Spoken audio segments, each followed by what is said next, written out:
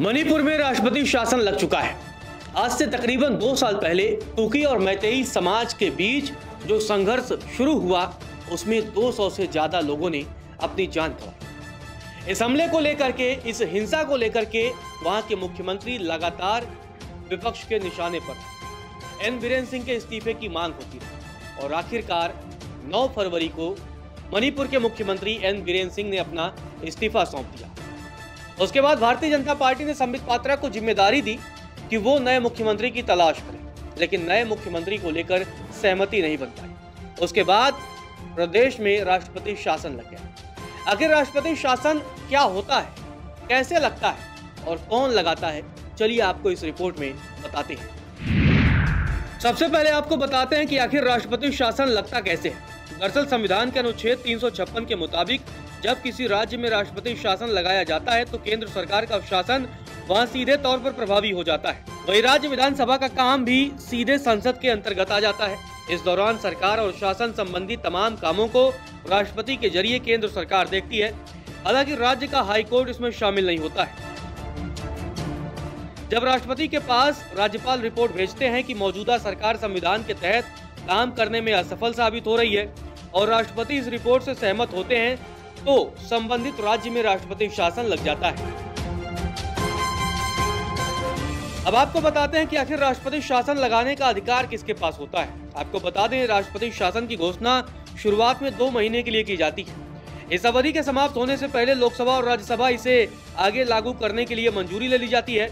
अगर दोनों सदनों से मंजूरी मिल जाती है तो इसे 6 महीने से 3 साल तक के लिए आगे बढ़ाया जा सकता है। हालांकि राष्ट्रपति शासन को 1 साल से ज्यादा समय तक बढ़ाने के लिए भी कुछ शर्तें होती हैं, जैसे देश या राज्य में आपातकाल जैसे हालात हों या फिर चुनाव आयोग इस बात से सहमत हो कि अभी राज्य में कुछ परिस्थितियों की वजह से चुनाव नहीं कराए जा सकते।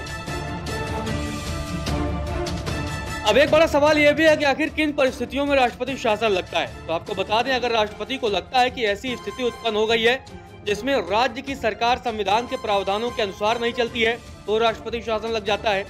दूसरा, राज्य सरकार उस राज्य के राज्यपाल की ओर से निर्धारित समय के भीतर किसी नेता को मुख्यमंत्री चुनने में अगर समर्थ नहीं है, तब भी राष्ट्रपति शासन लग जाता है। तीसरा है, गठबंधन टूटने के कारण मुख्यमंत्री को सदन में अल्पमत का समर्थन मिले और मुख्यमंत्री दिए गए समय में बहुमत अगर साबित करने में विफल रहे, तब भी राष्ट्रपति शासन लग जाता है। सदन में अविश्वास प्रस्ताव के कारण विधानसभा में बहुमत साबित करने में असफलता मिलने के बाद भी राष्ट्रपति शासन लग जाता है। प्राकृतिक आपदा, युद्ध या महामारी जैसी स्थितियों के कारण चुनाव स्थगित होने की स्थिति में भी राष्ट्रपति शासन लग सकता है। अब आपको राष्ट्रपति शासन का इतिहास बता देते हैं। अब तक देश में कुल 134 बार अलग अलग राज्यों में राष्ट्रपति शासन लागू किया जा चुका है। सबसे ज्यादा बार उत्तर प्रदेश और मणिपुर में राष्ट्रपति शासन लगाया जा चुका है। हालांकि यहाँ जो समय अवधि होती है वो बहुत ज्यादा नहीं होती है। दोनों ही राज्यों में यानी कि उत्तर प्रदेश और मणिपुर में 10-10 बार राष्ट्रपति शासन लगाया गया है। मणिपुर में सबसे पहले 21 जनवरी 1972 में राष्ट्रपति शासन लगा था। जम्मू कश्मीर, पंजाब और केंद्र शासित प्रदेश पुडुचेरी में लंबे वक्त तक राष्ट्रपति शासन रहा है। आपको बता दें कि जम्मू कश्मीर में 12 सालों तक, पंजाब में 10 साल तक राष्ट्रपति शासन लागू रहा है। वहीं पुडुचेरी में 7 साल तक राष्ट्रपति शासन देखा गया है। अब आपको संविधान का वो अनुच्छेद समझाते हैं जिससे आपको राष्ट्रपति शासन का और सही से मायने समझ में आ जाएगा कि आखिर संविधान के किस अनुच्छेद के तहत राष्ट्रपति शासन का वर्णन मिलता है। आपको बता दें कि संविधान के अनुच्छेद 356 के तहत राज्य में संविधान के मुताबिक काम न होने के हालात में केंद्र सरकार सारा नियंत्रण अपने पास ले लेती है। इसमें राज्यपाल अपनी रिपोर्ट देते हैं और राष्ट्रपति इसकी घोषणा करते हैं। इसको राष्ट्रपति शासन भी कहा जाता है। आपको बता दें कि राज्य सरकार संविधान के मुताबिक शासन चलाने में पूरी तरह से असफल हो गई है, तब राष्ट्रपति अनुच्छेद 356 के तहत राष्ट्रपति शासन की घोषणा कर सकते हैं। अनुच्छेद 365 में कहा गया है कि जब राज्य सरकार केंद्र सरकार के निर्देशों का पालन करने में असफल साबित हो जाए, तब भी राष्ट्रपति शासन लगता है। आपको बता दें, साल 1975 में किए गए 38वें संशोधन के मुताबिक अनुच्छेद 356 के तहत लागू किए गए राष्ट्रपति शासन को किसी भी आधार पर अदालत में चुनौती नहीं दी जा सकती है। लेकिन 1978 में 44वें संशोधन में इस प्रावधान को हटा दिया गया है और राष्ट्रपति शासन अब न्यायिक समीक्षा के दायरे में। तो ये पूरा विश्लेषण रहा। हमने आपको बताया कि आखिर किन परिस्थितियों में और कैसे राष्ट्रपति शासन लगता है और उस समय उस राज्य में किसकी सरकार चलती है, यानी कि केंद्र की चलती है। केंद्र पूरा अपने नियंत्रण में उसको ले लेता है और राज्यपाल अपनी रिपोर्ट राष्ट्रपति को भेजते हैं और उसके बाद से पूरा कामकाज होता है।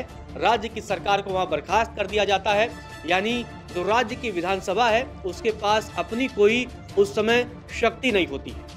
आपको बता दें कि लंबे समय से जो मणिपुर में हालात बने थे, उसके बाद से ये फैसला लिया गया कि मणिपुर में राष्ट्रपति शासन लगाया जाएगा।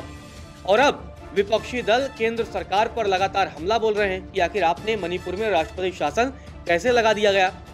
विपक्ष लगातार ये भी हमला कर रहा है कि राष्ट्रपति शासन के जरिए सरकार ने संविधान पर भी हमला बोला है और संविधान का मजाक बनाया है।